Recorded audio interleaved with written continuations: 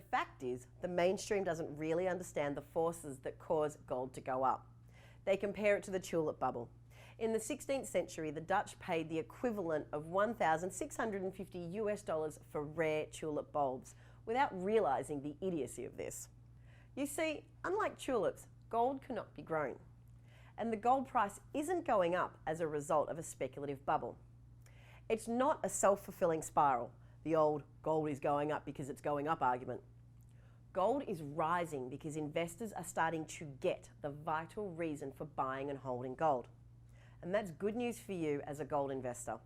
You see, gold has been a genuine store of wealth for thousands of years, and it will continue to be. Savvy investors know the only way governments can win the debt fight is to allow central banks to print away the debt. And when they print, the price of gold will rise as the value of the US dollar and other currencies falls. As long as central banks are trying to manage the global economy, gold remains a buy and always will. Having said that, I understand that any talk of a gold bubble might have you worried. So, how do you identify the end of a gold boom? Don't worry, I've come up with a sign for you to watch out for. When it arrives, you'll know the gold bull market is probably within a year or two of topping out. So here's the sign you need to look out for.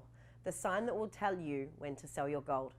When brokers and investment bankers finally start putting perpetual gold price rises into their models, rather than forecasting a peak and subsequent decline, you'll know the gold bull market is reaching its final manic phase. This change will have a massive impact on the valuations and send gold stocks soaring. I think this is a good signal because it's a manifestation of an emotional response to years of rising gold prices. Once brokers and investment banks really start to believe in the gold story, and tell their clients to as well, to justify paying ever higher prices for gold stocks, that's when you should start planning your exit.